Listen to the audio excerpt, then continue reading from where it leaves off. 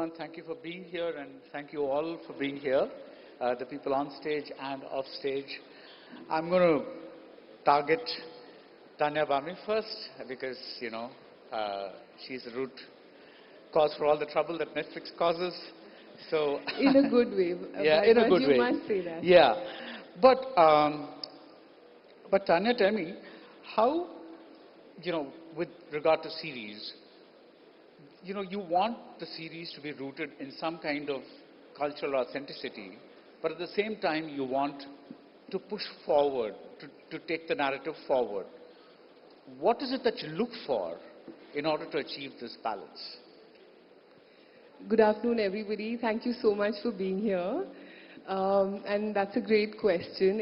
It's really like our day job and also the stuff we dream of at night.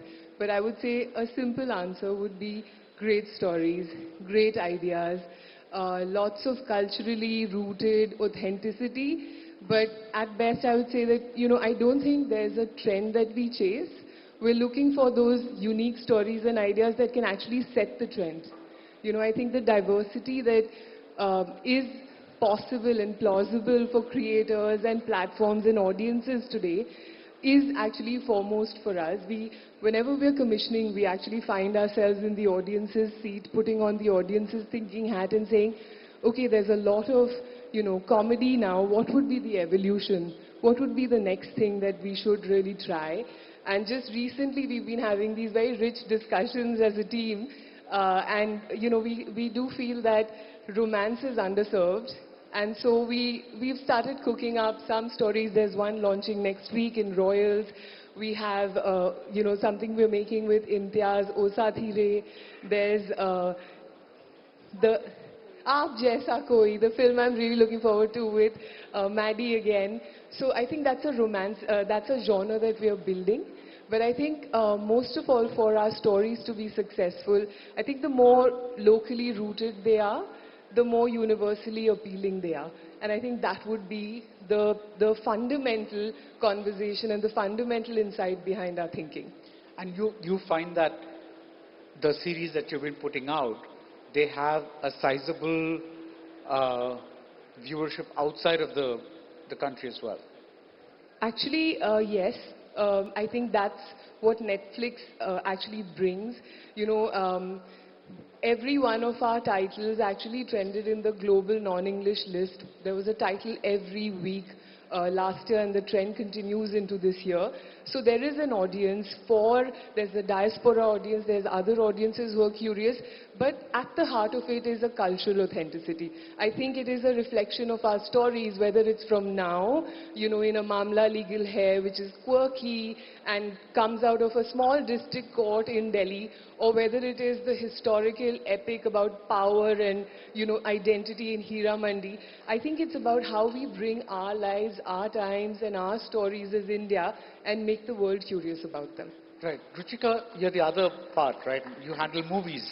So when, again, to kind of extend the same question to films, there are quite a few films like Amar Singh Chamkila or Kho Gaye Hum Kahan, which kind of, sometimes what's in them permeates into, oh, this is what Gen Z is like, or this is what, it goes beyond, it passes into the cultural conversation as well. So again, what is it, when you commission films, or what is it that you look for? And and in your view, how is this different from the way producers used to look at making films for theaters? I would love to give you a very deep answer, but I'm going to begin with the fact that what matters with how a film really resonates with people is how you're left feeling soon after the credits roll.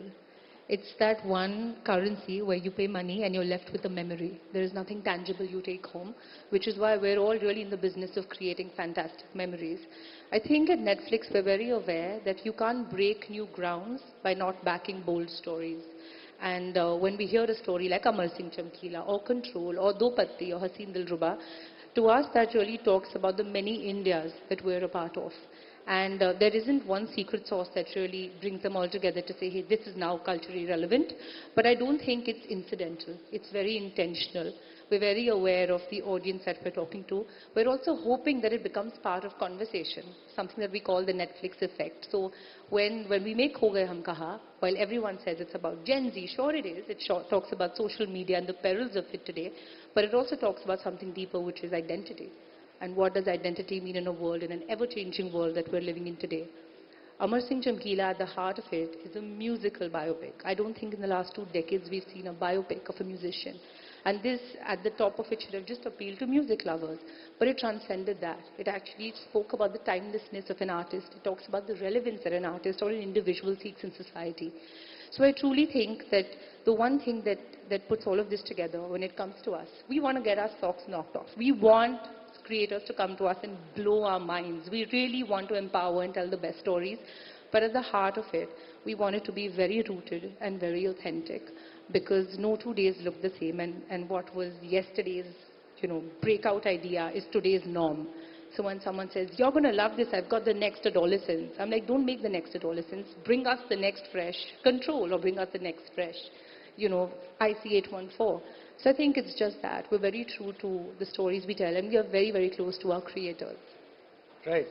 Michael, you've seen films evolve over a long time. The way, in terms of creative intent and in terms of what the audience wants, how have you seen this digital era being different from what used to be there before? The digital era has opened up everything quite a bit, obviously.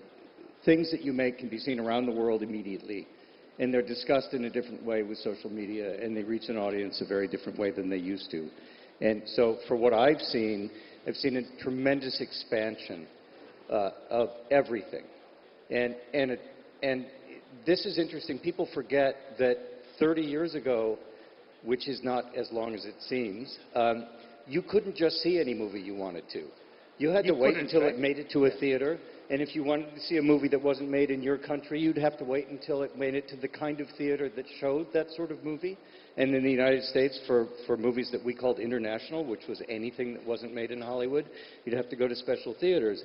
Now, everybody has the history of cinema at their fingertips. And you have access to the things that are being made right now. That is so different than how it used to be. And also the awareness of different cultures and how they're represented on screen, gender representation, all these sorts of things that have been talked about repeatedly now for the last 5 or 10 years didn't exist before, nobody knew that. Nobody talked about that. So I see a big expansion, but I also see this development of big entertainment made from IP, which in the States, the studios are obsessed with making things from IP. It has been tremendously damaging to original material and material that's based on people's experiences. So you're saying digital has stepped in where the studios could not do that? Well, you would think digital would make it better because it gives more opportunities and there's a broader range of things that can be made. But ultimately, and I can really only speak about the States because it's the economy that I know and it's the filmmaking world that I know, they're still looking for the big blockbuster, and it's harder and harder to make smaller movies about real people. And you certainly can't get them in theaters anymore the way you used to. And so the experience of watching things with a group of people, even the way you're watching this now, that should be part of the cinematic experience, and that's going away. Yeah. Guneet, one of the things that, when I was much younger, documentaries used to be a bad word in India. People just did not watch. Or in fact, even when a movie was slow or something, they would say it was like a documentary or something, because that was what the perception was. Maybe we just saw the wrong documentaries. But you've opened up a new avenue. People like you have opened up this new avenue for documentaries, not only to be seen by a lot of people on digital platforms, but also you've taken them to the Oscars, you're an Oscar winner, all that. How do you see this as a producer, as a maker of documentaries, among other things? Thank you, and wonderful to be here. And documentary is also an art form of storytelling, right? So is music video, and so is feature film, and so is series. I definitely think coming with that consciousness to storytelling for it to be entertaining. It's very, because people, like Ruchika said, and like Tanya said, that the more local, the more global, people really want to go back with a feeling that they can last. Documentary actually is as real as it gets. It's real people, real stories, real stakes. You can't write any of it. So there are many kinds of documentaries. There is a follow doc, there is, like from Elephant Whisperers to Yo-Yo Honey Sing Famous, to Period End of Sentence, and to one of my favorite shows on Netflix, which is more reality, Indian matchmaking. So I'm just saying that there are all these kinds of format, which is real people, right? Real people having real conversations. So I feel that's very, very enriching, and people around the world love watching real people, be it reality or be it something which is fly on the wall approach, which is Elephant Whisperers. So the documentaries have always been around. I think the digital world has come in, Netflix has come in, empowered a whole layer of storytelling, and made documentaries cool, and made documentaries be, absorbed by India at large. And of course the awards help, but it's definitely the superpower of Netflix to identify them and take it all the way also. So I've always lived with those bad words. I've been the receiver of those bad words. If your film goes to a festival, at one point of time you will be amongst the best filmmakers in the world, but in India you're art house, because you went to a festival. So I've always lived this life where outside India it's like, oh, this is great cinema, and India is art house, Or you're, even worse, you're a small filmmaker, So, and I'm just like, well, my ROI is great. I've lasted 2 decades, made 40 films, also documentaries. But it's just, we like to put things in a box, and I think documentaries are the most enriching, exciting, thriving format of storytelling, because you really don't know, it's not planned. We didn't know in Elephant Whisperers that Raghu will get taken away, Amu will come by, there will be Belly, they will get married. 3 years of just patience and nurturing a story, and with a studio. So I love documentaries. Yeah. Yeah, so do we. And Supriya, when yeah, yeah. Increasing, thank you. Sorry, and she loves documentaries and brought home an Oscar for it, not something everyone can boast of. Yeah, yeah. Together. Thank you. If I can humble brag to just this room. It was Period End of Sentence and Elephant Whisperers both, and both with Netflix. And this year again with Anuja, which is not a documentary. But, it's together. So thank you for empowering. So, Supriya, how do you see, there's a lot of, from the beginning of the digital era in India, for a while it was mostly content that was in Hindi, made out of Bombay. Slowly, stuff has started happening in the southern industries as well. How do you see this both creatively and commercially? Let me just add a little bit of context for you. One of the reasons a lot of people say that people are not watching that much Hindi cinema is because there's a lot of content available in Hindi as series or in other kind of things on OTT. We don't have that kind of series or that many series or other things produced in the South. So, just putting all that in. I think I got the trick question. Because you're really asking us to, pick when you ask that question. Thankfully, everyone said here, stories get the opportunity, get the reach, language gets the reach. However, I think in the South, as Bombay calls us, or we're not the South, we are four languages, four distinct Four industries. industries, yeah. Four distinct industries. So they're very different, very unlike one another. But all of us still have what we aspire for is cinema. Cinema still looks big to us. And we're proud of that. So digital has come in, our stories have come in, we've gotten some opportunity to put these stories on digital, so therefore we do very well on the platforms. But in terms of series space, because series is the writer's game.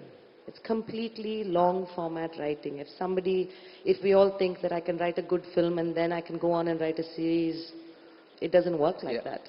It requires a lot of staying space, years of being in development, and just very different form of thinking. You have to look into characters. You don't necessarily need to have the big story, but you need to have the great character. It kind of flips the entire format of telling a story in 2 hours. It flips it on its head. And I must say, maybe it's our aspiration to still be on big screen that we have been a little behind in exploring that. I will admit to it. But the writers that are coming out now, because of the opportunities that are there, the stories that are coming out, because every story cannot make it to big screen. Like Michael said, that we're missing the human element. The big screens are not necessarily absorbing. I mean, while I say that they're not absorbing it, I'd like to blame it on many other factors. But we need to kind of, I think there is a Telugu story, there is a Kannada story, there is a Tamil story, there's a Malayalam story. Now, the moment we start being seen like that, and recently we've had some successes, but I do feel that we are behind. We need to catch up. And the only way to do that is to have more writers. It's not trying to mount them on stars. It's not trying to mount them with big budgets, which we used to. We love that. But the game is very different. Yeah. And to all the writers out there, with all these beautiful stories being told, I think it's our time now for digital. I think those stories, those female forward stories, a lot of stories, in fact, that they're taking from the South, so-called, but they're making them in Hindi or English. I just think we need to just embrace them and be very proud and take them as a Telugu story. I don't know how to write an English story or tell an English story or a Hindi story. I know how to do a Telugu story very well. So I think that's my take on. Yeah, that's the thing. And Siddharth, when, there was a pre-pandemic time, pre-COVID time, when, as a producer, you were looking at films in a very different way.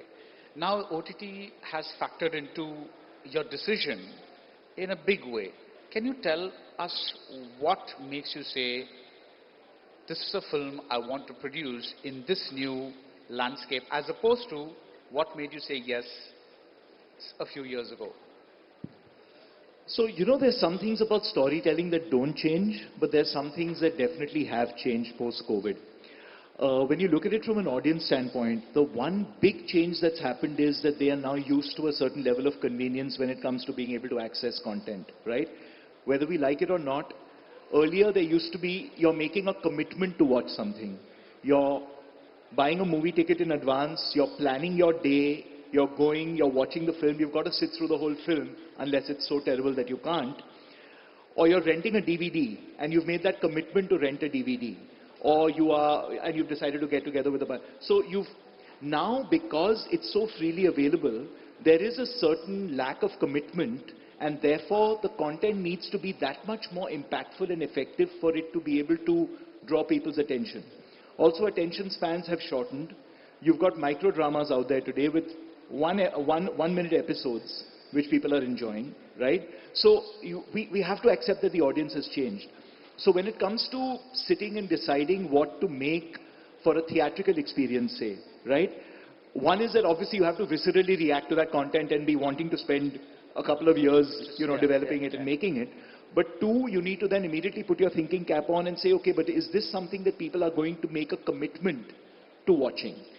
And if you can believe, and that doesn't mean that it needs to be a spectacle.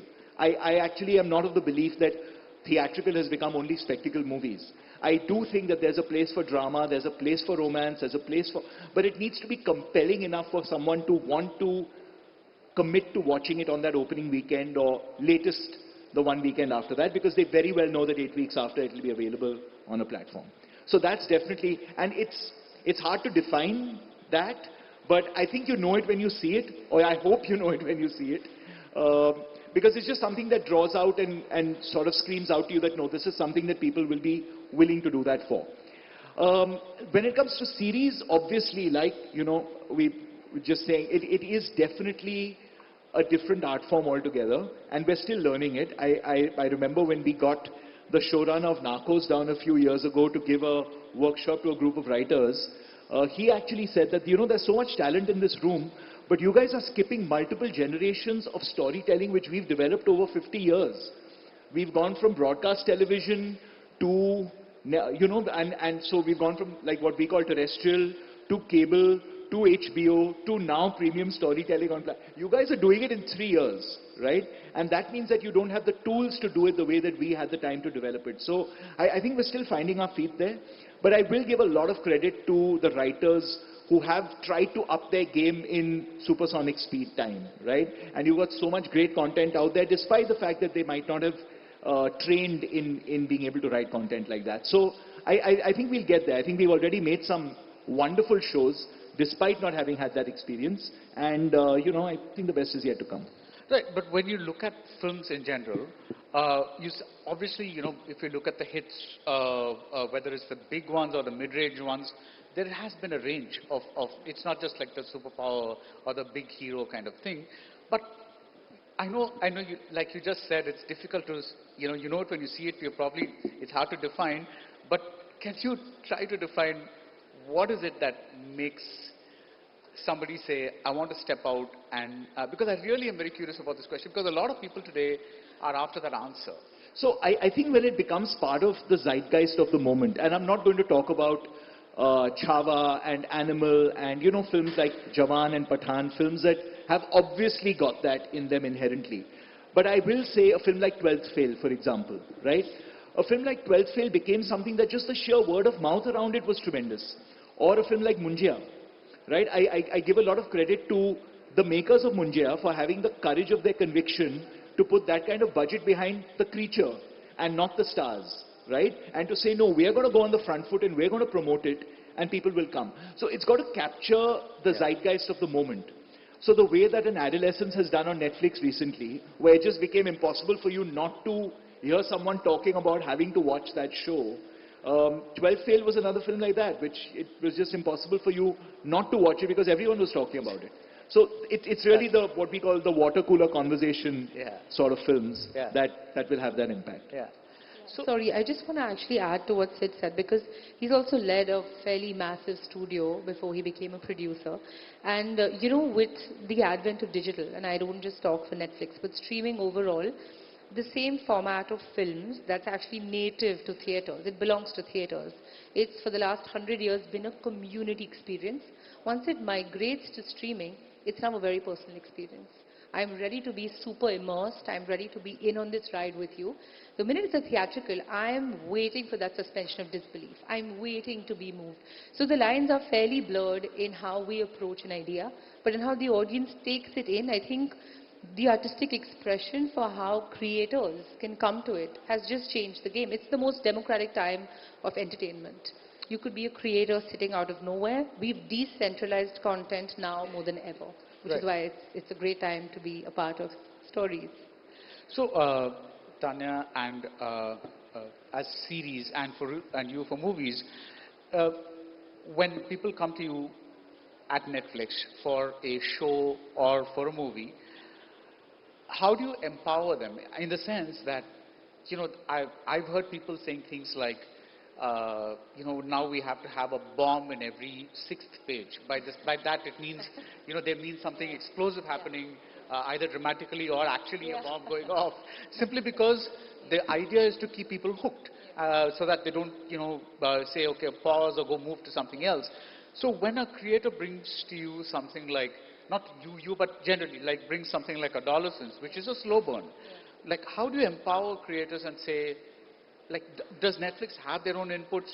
Do you just look at it and feel it and say, no, this is the right vision, we'll go with it? How does the, because, I'm not saying this in a bad way at all, because even like in the movies, producers do have a say in, it's not just the director coming and saying, I want to make my passion project, right? The producer, so can you talk a little bit about Amazing. I can go, and Tanya, maybe please jump in whenever.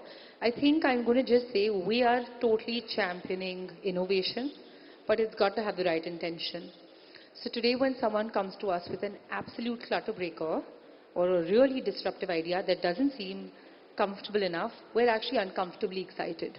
We take a step back, even if it's breaking the rules of every possible filmmaking school rule, like Control did. It was a screen live thriller. It's shot on iPhones. You move from one screen to the other, or even Sector 36, where it's never who done it. You're almost unraveling the mind of a serial killer.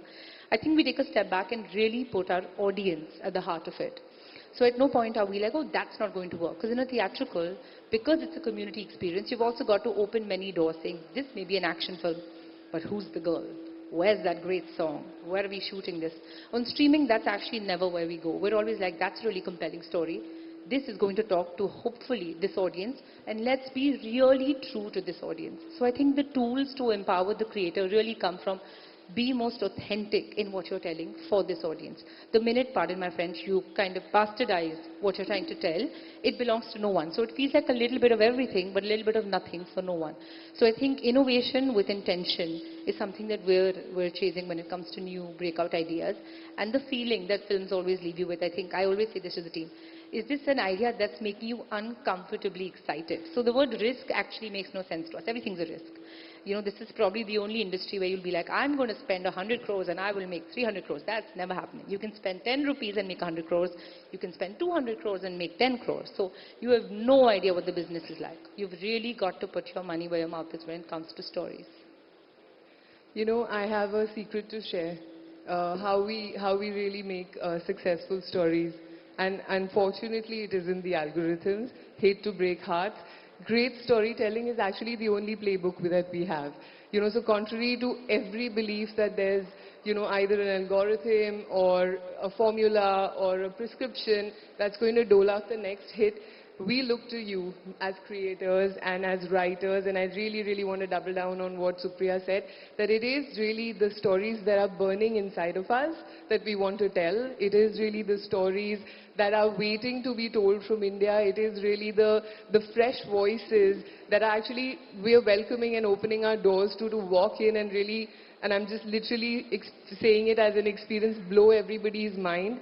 I mean, what's there not to love in a Black Warrant, right? We saw it, we loved it, and within a couple of months it was on the service being loved. And Bhardwaj, you know that, we've had this conversation. Similarly, on the other hand, and I will talk about Guneet's Yo-Yo Honey saying, it's been a really long journey, but what a fresh take. The fans have loved it. His fans, which is really a large fandom, have given it a huge thumbs up, and it's been a successful feature in a format that isn't popular in India. So when we aspire to tell a story, I think as Netflix, what we can come in and do is really make sure that we help you land it. We have the tools, we have the teams. Unlike most platforms, I will say that we have fantastic sort of support systems, whether it is in, how we think about production, how we think about VFX, how we really empower you to chase certain timelines, how we really come together to lift the idea that you have, to bring in the expertise at a global level. Michael's right here conducting a masterclass, and we had the privilege of, as a team, meeting him just a couple of days ago. So I think it's about thinking it and making it happen. And as far as a good idea is concerned, I want to assure you that nothing comes in the way of that. We're happy to, punch high, but we're also happy to really, really roll out an equally authentic big story with a, small story with a big heart. It is really about, it's the time to dream and dream stories, and we'll bring them to life together. Right. So Priya, what is, from what you've seen, what is like an extension of what Siddharth was talking about? There's a movie like Court that comes out of nowhere and becomes a blockbuster when you look at it in ROI terms. What is it that the audience wants? I mean, like, that's something, it's so difficult to kind of, because there are people who say today's audience is all Gen Z, the only people who come to theaters are age 18 to 22 or something like that. But then Court is not that kind of a movie. So is there any, like, does anybody know anything? I don't think so. Yeah. I think we should, I'd like to say we don't know. We try. And Court, for us, and it being made in Telugu and it becoming such a success. And when we talk about films like, we're talking about the spectacle films, this kind of goes against all the norms. It just says somebody told a nice story, they told it well, they told it sufficiently, they made me feel when I came out of the theater, I had something to talk about. That's it. And I think, while we're trying to break down with very, very big words, we're trying to break down dreams, hopes, storytelling, all of that. Really, when we cut to it, it's whether I like it or not. Now, when I sit down and I have a conversation with you, do you like what I'm telling you or not? I think the problem with storytelling or filmmaking, content creation, or whatever words we are trying to use, it's just that I want to be liked. And Court comes out very cleanly, not trying anything, and just saying, I'm telling you a story, do you like me? And I do feel that for the young people trying to get their feet into the game, don't try to, kind of hyper-industrialize this industry. Don't try to look for the words, hyper-localization, hyper-globalization, cross-borders, this, that. I don't know. I mean, it's all great stuff. Yeah, yeah. I mean, I've learned the words myself in the last few years. But it's just whether you like to hear somebody, they were saying something, did it come across well? Is that idea interesting? And then comes the nuts and bolts. Because you have an interesting idea doesn't make a great film. There's a lot of work, lot of breakdown, lot of grit that goes into it. It's not glamorous. And I think when we're sitting up here, we're talking about everything that is beautiful. I'd really like I'm thinking everyone here, the young filmmakers here, they need to figure that this is hard work. So if you want to make a Court, you just have to believe in your idea and then put a lot of sweat, blood, and hope that it works. Yeah. Because we don't know if it's going to work. Right. So, how in the U.S., what Siddharth talked about, the attention deficit problem. Yeah. How does it work over there? I mean, is there a pressure there to conform to a certain system where, you're giving people something all the time through, or is there? Yeah, there's a certain kind of relentless storytelling that is pushed commercially by content creators in the United States. You have to have things happen, and you don't let things just sit. And I think in relation to what Supriya just said, that we make our shows about people, and that you have to live with people the way we live with people in conversation and in our lives. And that's why, these documentaries work so well, because we're living with people. That's why these stories matter.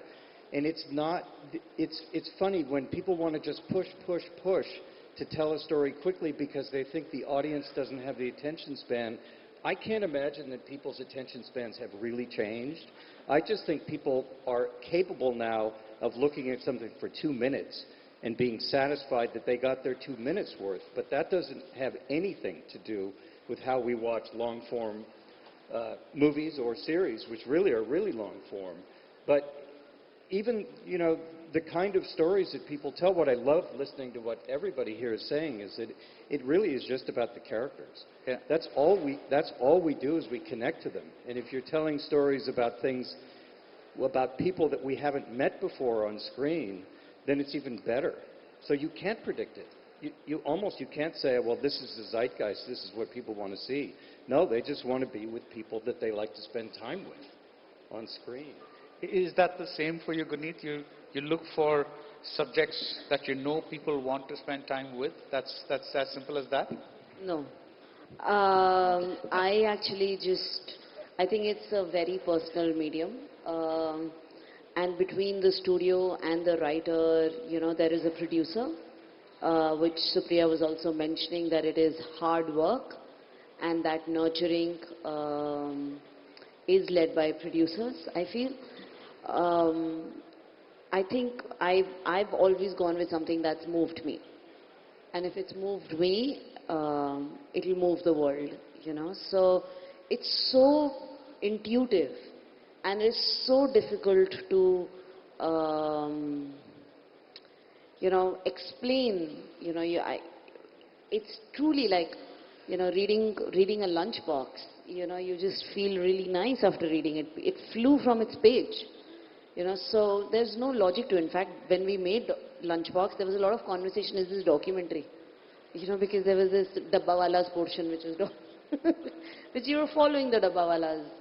So, so you're constantly, there's a lot of innovation in storytelling, but at deeply, does it work for yourself? And not to sound delusioned, I think empower yourself and surround yourself with people who can also pull holes and build a very thriving collaborative community that allows you to ask the right questions, creates space for the writer to step in and excel.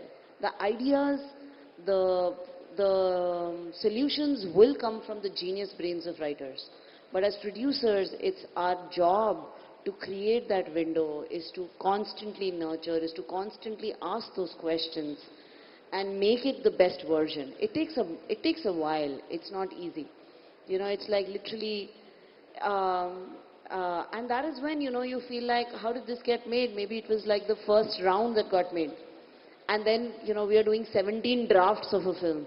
Because it is like that little diamond that you're constantly chipping away, you're constantly polishing, you're constantly, but not taking away the large feeling that there is and how does it end.